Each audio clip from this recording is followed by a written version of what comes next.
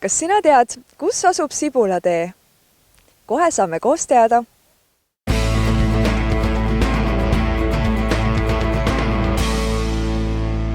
Sibulatee kulgeb mööda Peipsi järve läänerannikut. Suurem osa tänasest Sibulatee üritusest jääb Kodavere kihelkonda. Peipsiäärsed kihelkonnad on veel Iisaku, Torma, Võnnu ja Räpina. Kodavere kandis räägiti kunagi Kodavere murdes, kus on omajagu vadja keele sugemetega sõnu. Kodavere murdes on üsna tihti O asemel hoopiski Õ. Näiteks õter ehk oder, õtsan ehk otsas, õma, õmeti, õskama ja nii edasi. Täna on siin Peipsi ääres Sibulateel eriline päev. Miks see nii on? Tänasel päeval me peame puhvetite päeva, ehk et piirkonnas on avatud inimeste õued ja aiad ja nemad on kõvasti valmistanud, keetnud, küpsetanud, kokanud ja siis ootab külalisi külla. Ehk see on siis meie kandi puhvetite päev. Mitmendat korda see puhvetite päev toimub? Puhvetite päev on 2020. aastal 5. korda. Siis nagu väike juubel ka? Ja minijuubel seekord, tõesti. Väga tore, aitäh sulle!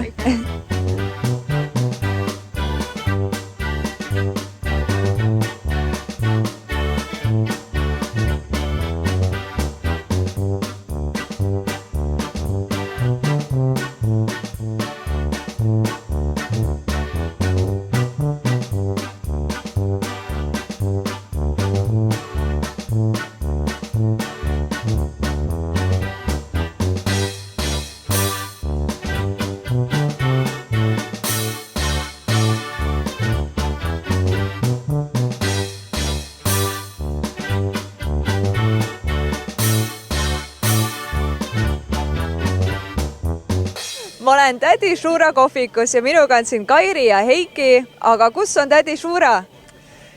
Tere, tädi Šura on siin meiega igal pool, igal hetkel. Tädi Šura on igas meie Siguri koogis ja Siguri pirukas. Tädi Šura on meie maja rahvas ja kõikide ja maja rahva abilised siin rõõmsalt. Aga see vana tädi Šura oli selle maja selline vana perenaine,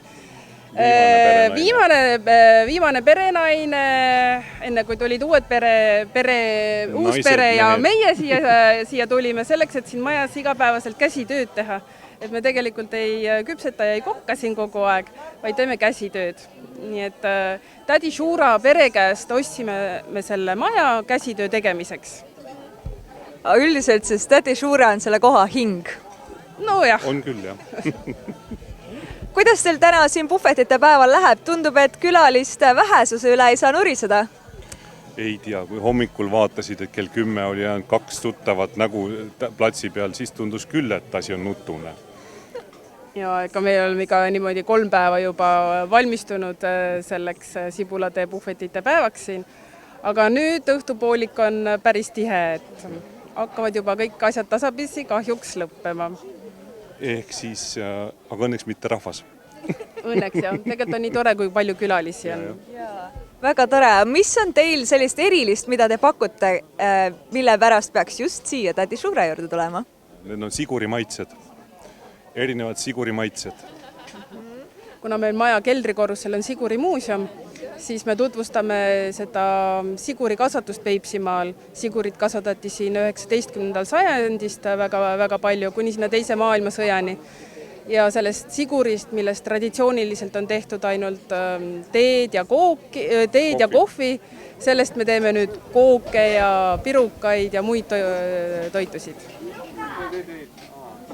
Kuna tädi Šura kohviku pererahvas nii ilusti reklaamis oma Siguri maitseid, siis kindlasti pidin ma ära maitsma selle Siguri koogi. Palun. Nii. See on Siguri kohvikook. Ja nüüd nagu head reporterid ikka tuleb küsimus. Kuidas tunne on?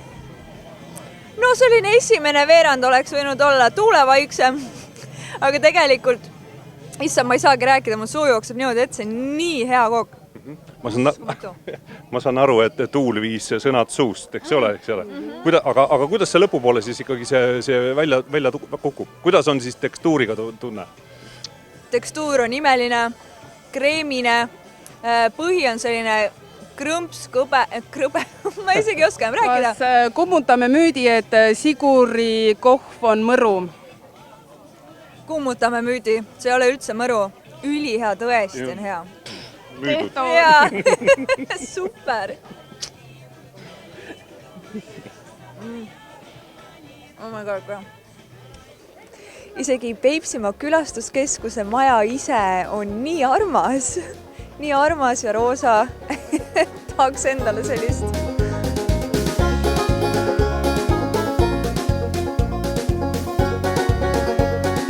Loomulikult ei saa Sibulateelt puududa ju ka kõige paremas sibulapiruka valimine. Ja kui mina juba siin olen, siis see tähendab seda, et mina pean ka enda jaoks leidma nüüd nendest kõige parema sibulapiruka.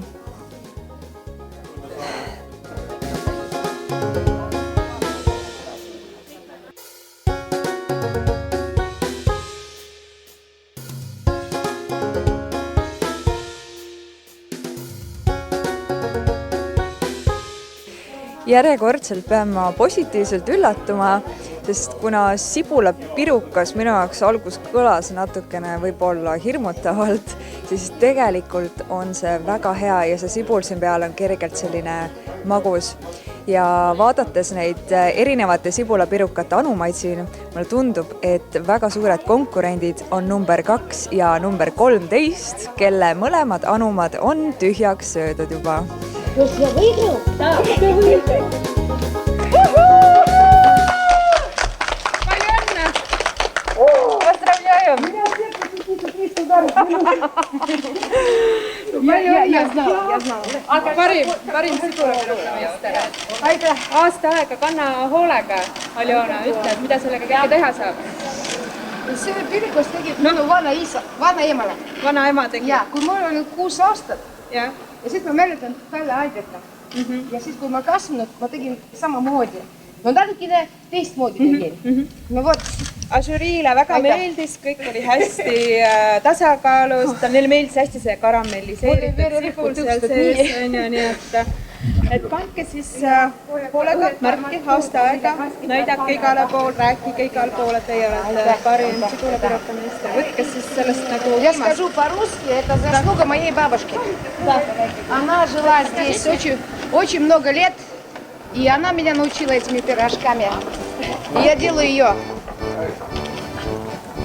Спасибо. Mina isiklikult olen kogu selle Sibulatee kanti täiesti ära armanud. Siin on nii mõnusalt ja ehedalt säilinud see kohalik elu, see kohalik kultuur. Ja siin on kõik nii armas ja nii tore, et tahaks endale selle taskusse pakkida ja koju kaasa võtta.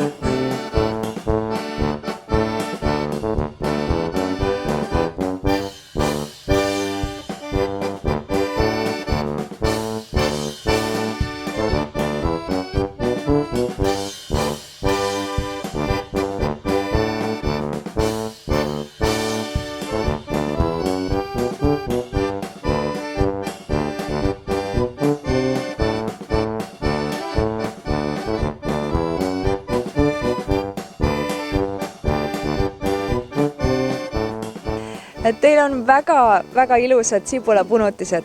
Kuidas sibulaäri läheb? Ну, неплохо, хорошо.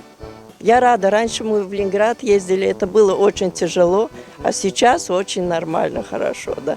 Не надо никому платить, ни бригадирам, ни за место, ничего. Так, открываешь сарай и торгуешь, да.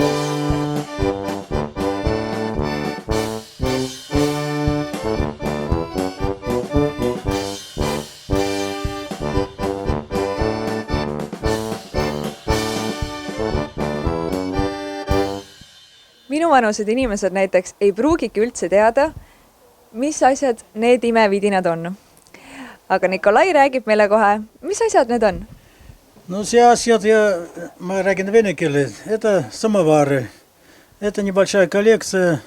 В молодости я собирал ее, мне нравилось. Собирал ее бессистемно, все подряд, и утюги, и самоварчики, все, что мне интересно было.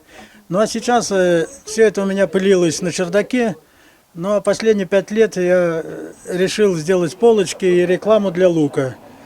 Здесь мы тоже староверы, и здесь в основном деревни все староверские, и эти самовары все местные. Здесь собраны со всей округи они.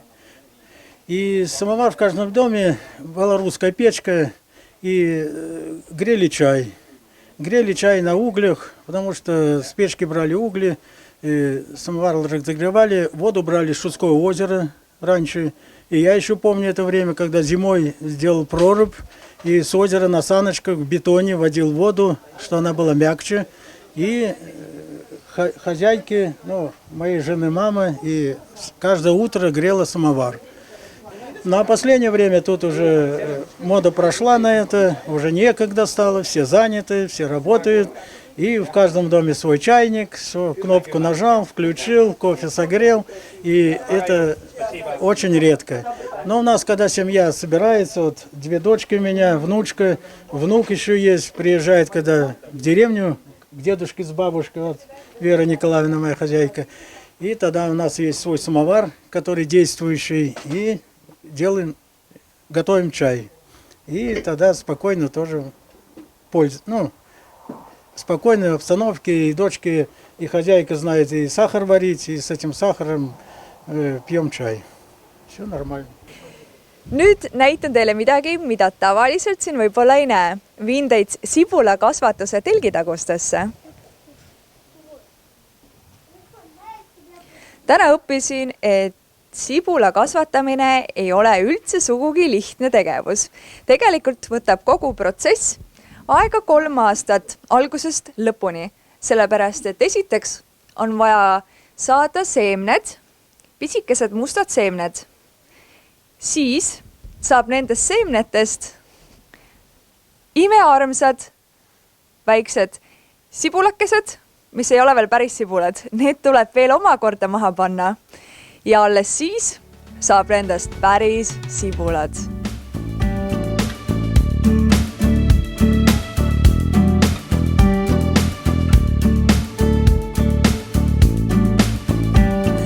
Ootamatult jõudsin ma jälile saladusele, miks ma sibulateesse nii armunud olen.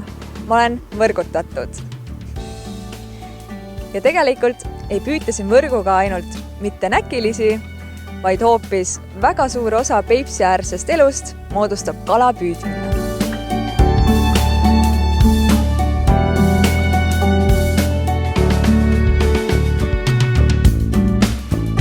Kui sa sibulatee avastamisest või hoopis pikast autosõidust peaksid ära väsima, siis Peipsi rannaäärde on rajatud mõnusad puhkealad, kus saad hingata kosutavat värsket õhku ning nautida imeilusat rannavaadet.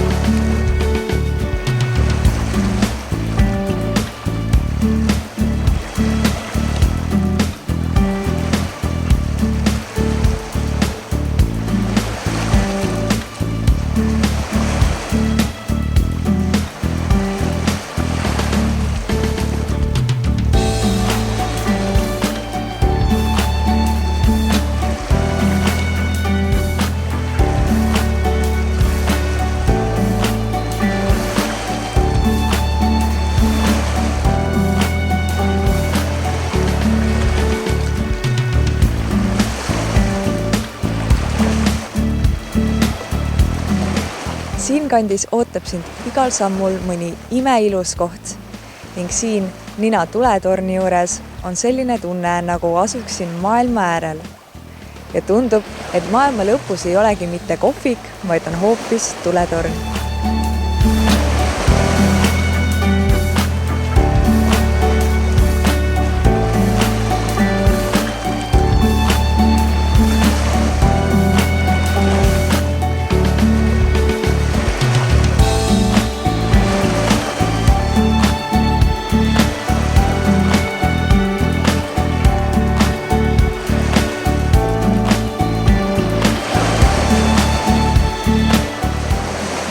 kätte on jõudnud õhtu ja kahjuks pean hakkama tagasi kodu poole minema. Aga koju lähen ma väga positiivsete emotsioonidega. Siin kohalikud on olnud väga külalislahked ja äärmiselt toredad. Ja loomulikult võtan ma endaga kaasa poole aasta varu sibulaid. Järgmiste kohtumisteni!